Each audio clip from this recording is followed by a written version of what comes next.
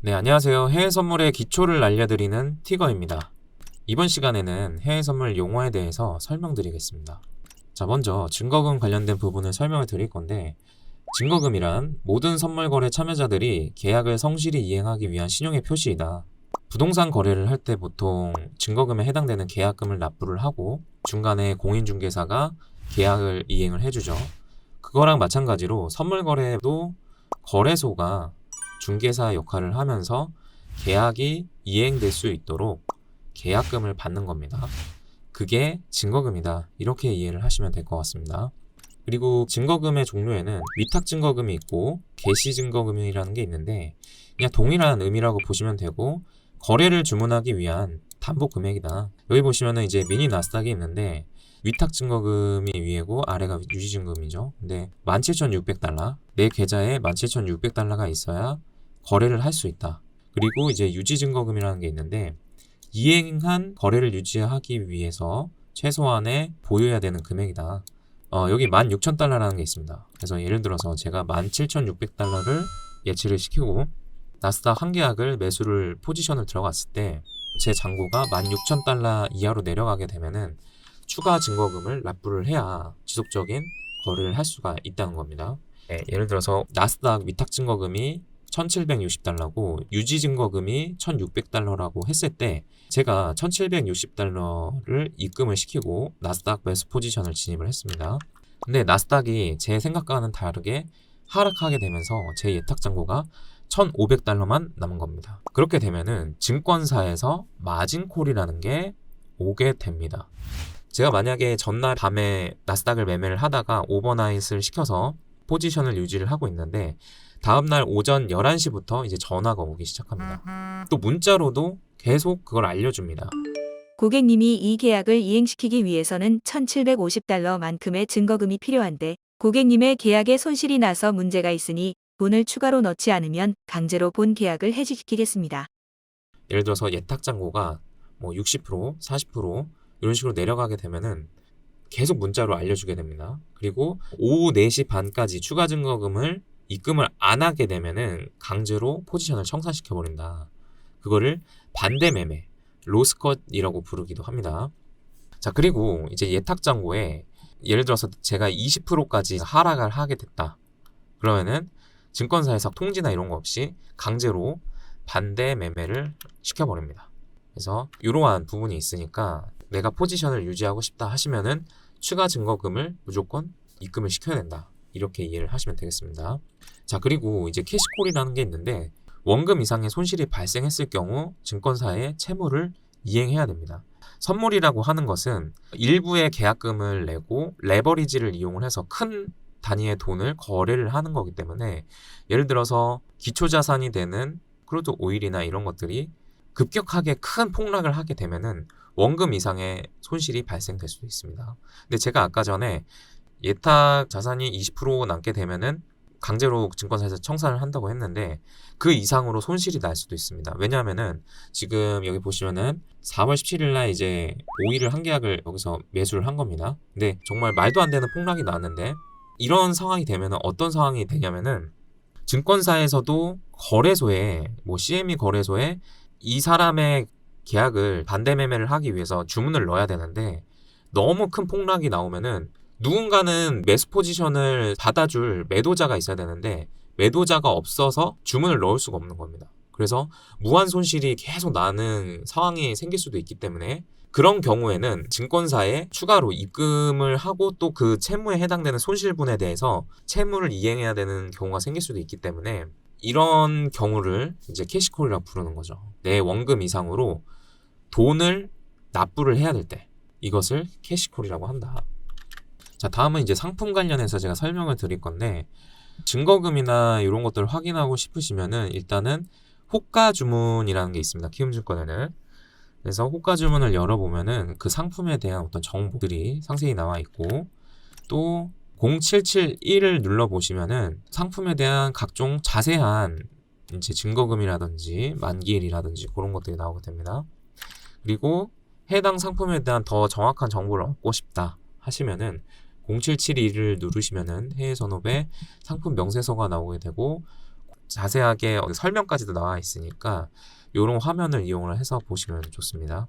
자, 그래서 선물에는 주식과는 달리 이런 만기가 있는데 여기 보시면은 이제 최초 통보일이라는 게 있습니다. 최초 통보일. FND라고 부르기도 하는데 First Notice Day. 처음으로 알려주는 날이다. 근데 그게 알려주는 게 뭐를 알려주는 거냐면은 누가 실물을 인계받을지를 정하는 날입니다. 예를 들어서 이제 5일 같은 경우는 실물이 있기 때문에 그 실물을 누가 인수하고 인계받을지 정해야겠죠. 근데 그게 정해지면 실제로 그 실물을 받아야 되는 겁니다. 그때부터는. 그래서 최초 통보일도 하나의 만기일이 되는 거죠. 그리고 밑에 보시면은 최종 거래일이 있는데 선물이라는 거는 만기가 있다고 했죠. 계약을 이행해야 되는 날. 그러니까 실물을 인수받고 인도하는 날, 그날이 있는데 그 전날을 최종 거래일이라고 하는 겁니다. 근데 최초 통보일이 빠를 수도 있고 최종 거래일이 빠를 수도 있는데 그냥 둘 중에 더 빠른 날이 실제 만기일이다. 이렇게 이해를 하시면 됩니다. 자, 근데 지금 여기 화면에 보시는 나스닥 같은 경우는 이제 실물이 없죠. 실물이 없기 때문에 최초 통보를 할 일이 없는 겁니다. 누가 누구한테 인수 인계를 하려면 현물이 있어야 되는데 현물이 없기 때문에 지수상품 같은 경우는 이 최초 통보일이 없다. 그리고 이제 롤오버라는 게 있는데 롤오버라고 하는 거는 예를 들어서 뭐 월물이 1월물, 2월물, 3월물이 있는데 굉장히 좀 장기로 트레이딩을 하시는 분들은 1월물을 2월물로 옮기는 거죠. 자기 포지션을. 내가 가지고 있는 포지션을 차월물로 넘긴다. 이거를 롤오버라고 합니다. 그리고 스프레드라는 게 있는데 이제 1월물, 2월물 이런 상품들을 보면은 조금씩 가격 차이가 있습니다. 월물별 가격 차이. 그 차이를 스프레드라고 한다. 틱 가치는 1호당 가치. 보시면은 여기에 틱 밸류에서 0.5달러가 나와 있죠. 이거는 여기에 보시는 호가가 내가 포지션을 진입을 해서 이렇게 한 칸이 올라가면은 0.5달러를 벌 수 있다라는 뜻인 거죠. 그다음에 틱 사이즈. 요거는 1호가당 단위다. 그래서 여기 보시면 0.25라고 돼 있는데 여기 0.25별로 호가가 올라가면서 이렇게 단위가 형성돼 있죠. 그걸 의미하는 겁니다.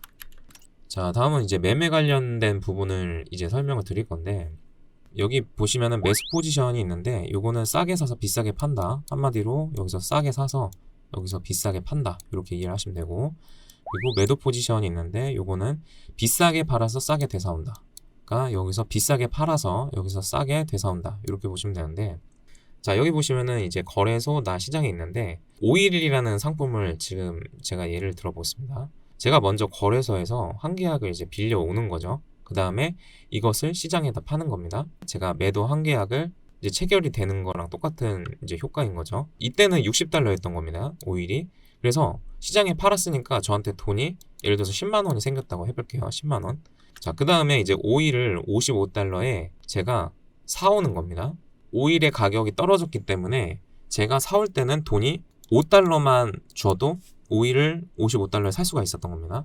자, 그러면은 이렇게 갚았을 때 한 계약을 나한테는 10만원에서 5만원어치만 샀으니까 차익이 5만원이 생기는 거죠.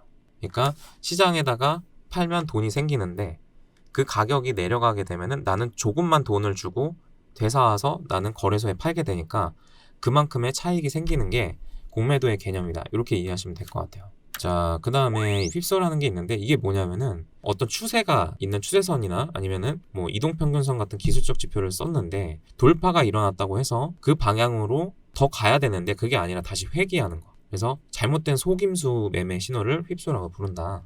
지금 여기 보시면은 추세선을 돌파가 됐는데 이거를 돌파해서 더 가는 게 아니라 다시 들어왔죠. 그것처럼 돌파된 방향으로 가는 게 아니라 다시 원 방향으로 되돌아왔을 때 그것을 휩소라고 한다. 그 다음에 슬리피지는 원하는 호가가 아닌 다른 가격에 체결되는 건데 예를 들어서 제가 여기다가 매수 포지션을 이제 주문을 했는데 순간적으로 가격이 확 이런 식으로 내려가게 되면은 제 가격에서 체결되는 게 아니라 밑에 있는 가격대에서 밀려서 체결이 되는 거죠. 그래서 요거는 지정가로 하게 되면은 그래도 덜한데 여기 보이는 스탑에다가 매수 포지션을 걸게 되면은 이 스탑에 걸려 있는 신호를 증권사에 있는 HTS가 신호를 인식을 해서 그때 주문이 들어가게 됩니다. 그러면 더 느려지겠죠. 그럴 경우에는 가격이 더 밀려가지고 주문이 체결될 가능성이 더 높다. 자, 그리고 여기 보시면은 뭐 스케일핑이 있는데 스케일핑은 하루에 수백 번씩 매매를 하시는 분들, 매수 포지션 들어가서 열티게 청산하고 빠져나오고 계속 이런 식으로 초단타 매매를 하시는 거를 스캘핑이라고 부르고, 그 다음에 데이 트레이딩. 데이 트레이딩은 하루에 매매해서 끝내는 분들, 요거를 데이 트레이딩이라고 부르고, 그 다음에 오버나잇은 하루 이상 포지션을 보유하는 트레이더, 뭐 이틀, 3일 이렇게 들고 가시는 분들, 요거를 오버나잇이라고 하고요. 그 다음에 이제 뭐 스윙 트레이딩이라는 것도 있습니다. 스윙은 3일에서 5일 정도, 한 달 이내로 하는 그런 거를 스윙 트레이딩이라고 하고, 그 다음에 포지션 트레이딩이라는 게 있습니다. 요거는 몇 달 그 이상으로 포지션을 보유하면서 길게 장기 매매 하시는 분들, 요거를 포지션 트레이딩이라고 부릅니다. 자, 그리고 원웨이장은 뭐냐면은 매수 방향으로, 상방으로, 하방으로 계속 가는 겁니다. 장 내내. 그거를 원웨이장이다, 이렇게 보시면 되고요. 그 다음에 횡보장. 횡보장은 박스, 그러니까 주가 등폭이 별로 안 돼서 일정한 부근에서 계속 위로 갔다 아래로 갔다 흔드는 장, 이걸 횡보장이라고 보시면 되고요. 자, 보합은 뭐냐면은 예를 들어서 장이 여기서 이렇게 시작을 했는데 올라갔다가 다시 처음으로 들어왔을 때, 요거를 보합장이라고 하는 겁니다. 반대로 시작해서 내려갔다가 올라오는, 근데 시가 부근에 다시 오게 되는 거를 보합장이라고 부른다, 이렇게 보시면 됩니다. 자, 이렇게 간단히 이제 기초용어 설명드렸고요. 궁금하신 점이 있으시면 댓글로 달아주시면 답변 드릴 수 있도록 하겠습니다. 감사합니다.